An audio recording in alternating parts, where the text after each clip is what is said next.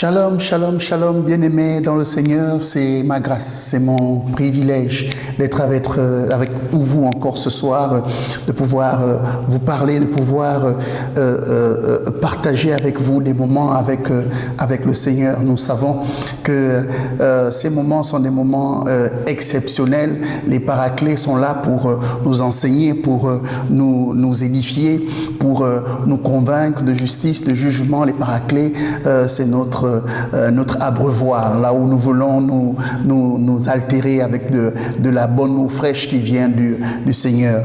Je voudrais discuter ce jour avec des disciples du Seigneur Jésus.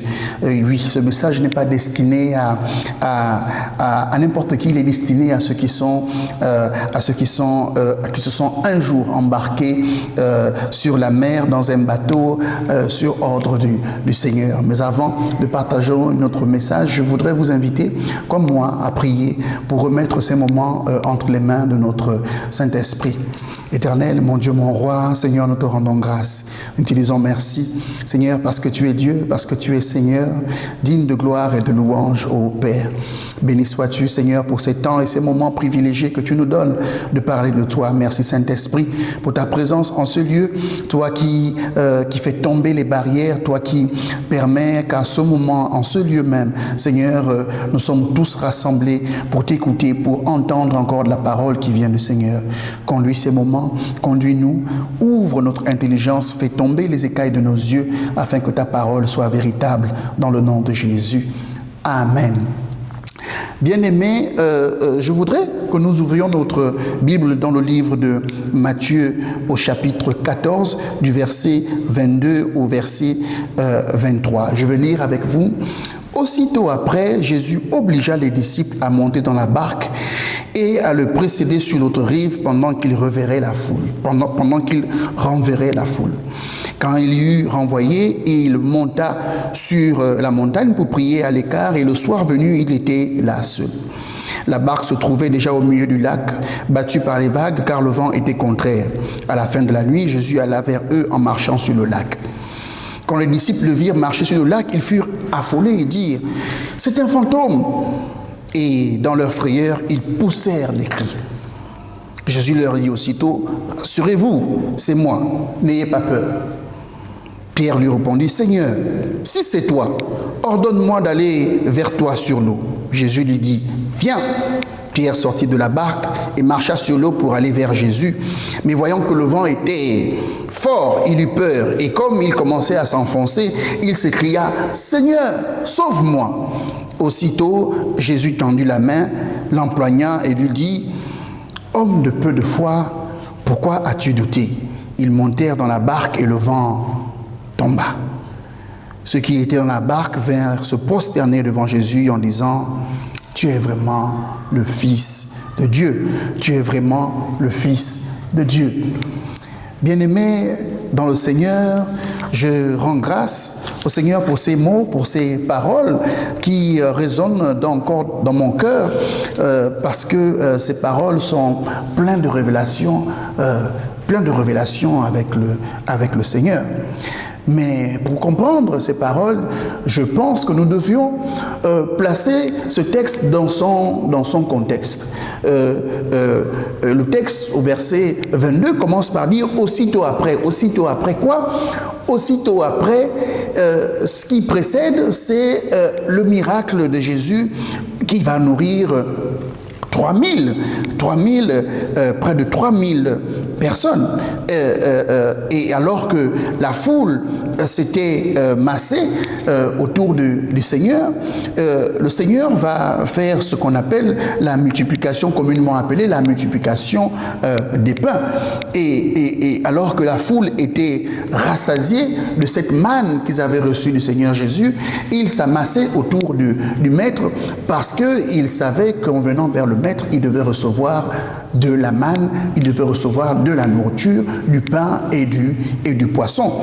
Et le Seigneur, sentant cette foule qui s'agrippait, qui s'organisait autour de lui dans l'espoir de recevoir encore du pain, de recevoir encore du poisson, va transférer ses disciples sur la barque vers la mer, et il va renvoyer la foule naturellement vers les villes, et lui il va se mettre sur cette montagne pour adorer le Seigneur.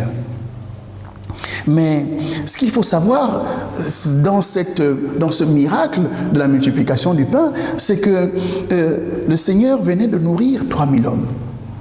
Et ce miracle était pour la foule. Ce miracle était pour le ventre. Et il le suivait parce que le Seigneur leur avait donné à manger. Tous mangèrent et furent rassasiés. Et l'on emporta de douzaines de paniers pleins de morceaux qui restaient. Ce miracle, en réalité, ce miracle, il venait à Christ pour se nourrir. Je me suis souvent posé la question de savoir est-ce que les 3000 en réalité qui n'étaient que des hommes, puisqu'il y avait les femmes et les enfants qui pouvaient représenter quasiment le double des hommes, donc nous pouvons parler d'une population d'à peu près 7 à 10 000 personnes.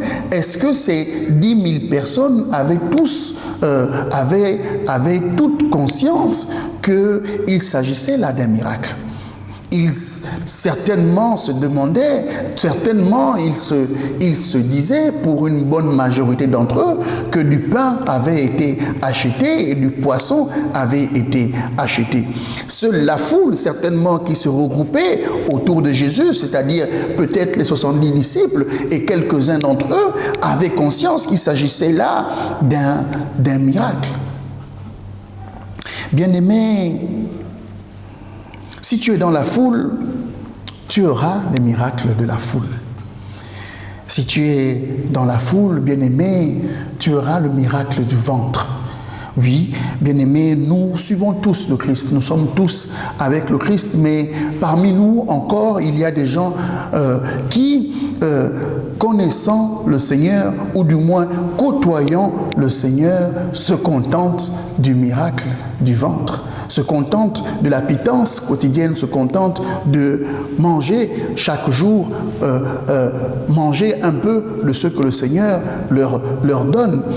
Si tu es dans la foule, bien-aimé, tu ne sauras pas distinguer si le pain vient du ciel ou si le pain a été en fait acheté.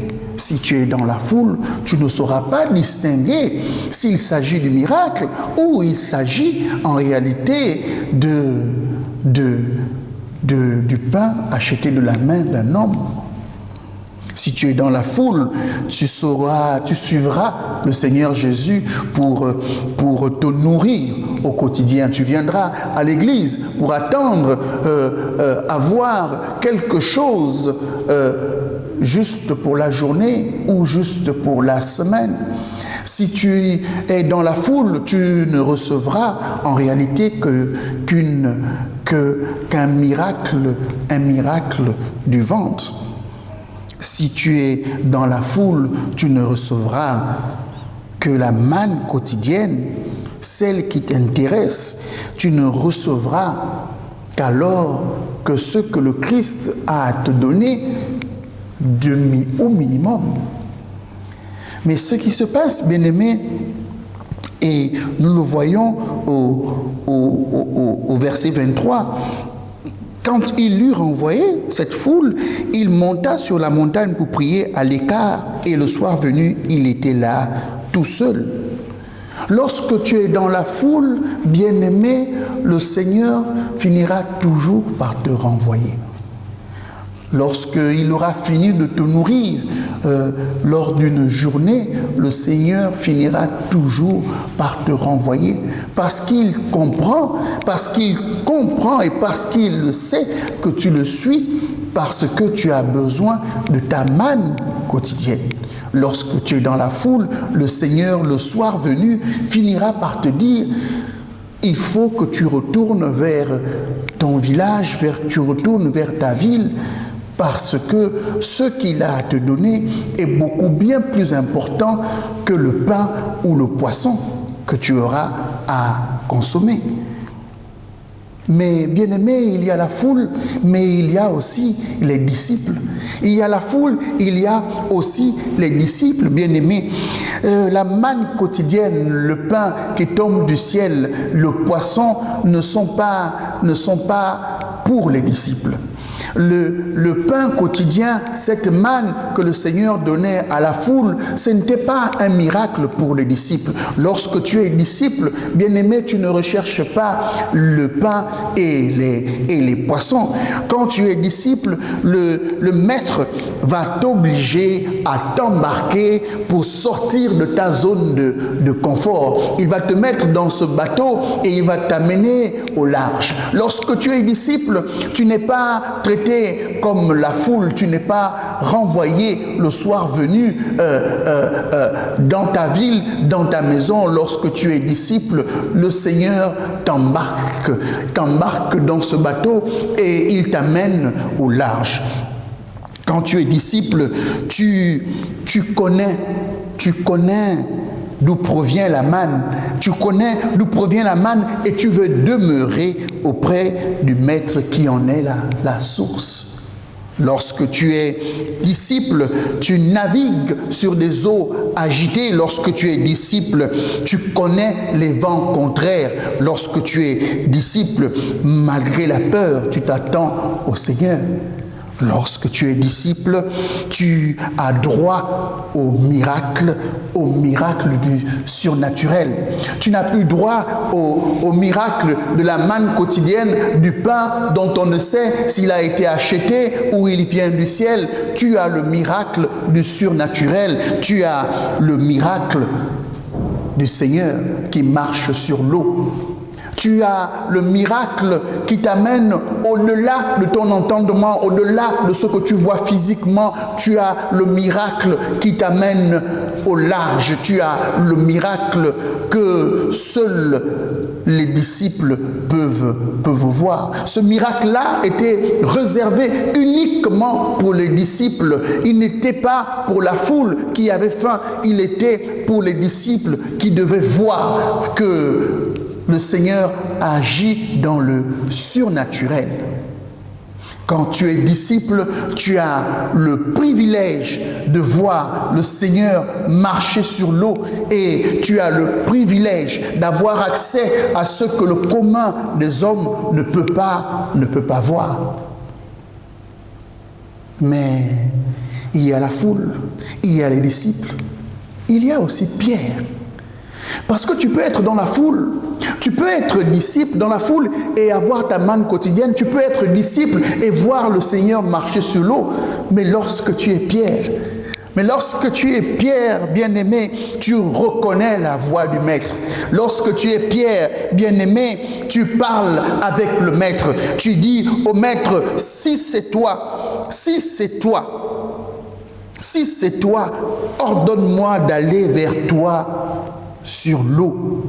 Si tu es Pierre, tu as l'audace de la foi. Tu as l'audace de la foi. Tu n'es plus un disciple spectateur qui voit le maître marcher sur l'eau. Tu te mets en action et tu te tiens debout face à l'agitation, face au tumulte, face aux difficultés, aux oppressions. Tu te tiens debout sur la barque et tu dis au maître, me voici, dis-moi seulement une parole et je marche avec toi sur l'eau. Tu n'es plus un disciple quelconque, tu es Pierre et sur cette pierre, alléluia, sur cette pierre, le Seigneur a bâti. Le Seigneur a bâti son assemblée, a bâti son cabinet personnel sur cette pierre. La révélation, c'est que le Seigneur est Fils de Dieu. Lorsque tu es Pierre, sur la parole, tu t'engages à marcher sur l'eau. Lorsque tu es Pierre, tu montres aux disciples comment la parole a fermi l'eau. Bien-aimés, il faudra pour chacun d'entre nous de déterminer pour savoir ce que nous sommes. Sommes-nous dans la foule? Sommes-nous les disciples? Ou sommes-nous Pierre qui s'engage et qui avance avec l'audace de sa foi, avec l'audace de la foi, qui même lorsqu'il doute, même lorsqu'il est en plein doute, il se met en action. Bien-aimé, pour savoir quel est ton niveau de foi, il faut te mettre en action. Il faut te tenir debout dans la barque alors que les mers sont agitées. Pour demeurer dans la foi, il faut maintenir les yeux fixés sur le Seigneur Jésus. Bien-aimé, lorsque le Seigneur est dans la barque, le vent tombe.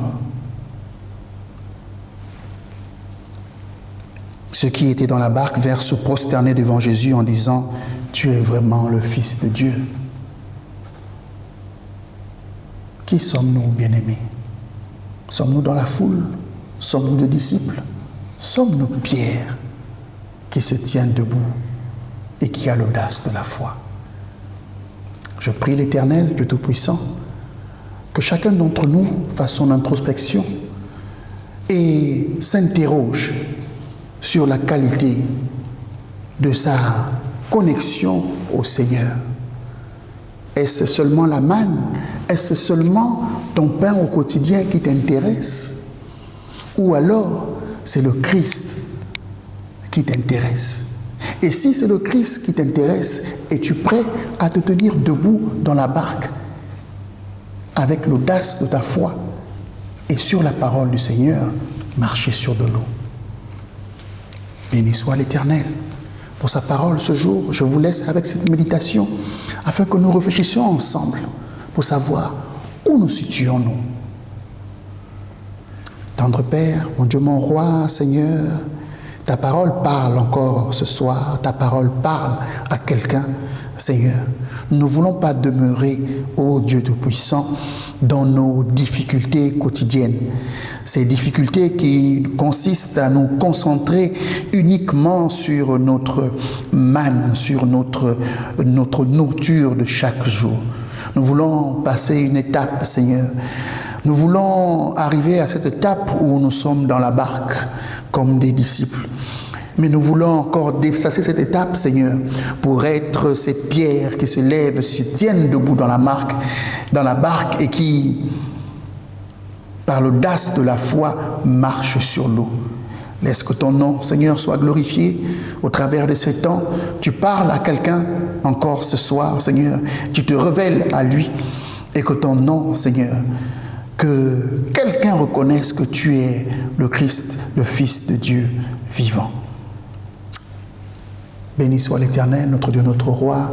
Bonne soirée, que le Seigneur vous bénisse dans chacune de vos maisons, dans chacune de vos familles. L'honneur et la gloire soient à notre Dieu, dans le nom de Jésus. Amen. Personne comme toi, Jésus. Personne n'est comme toi.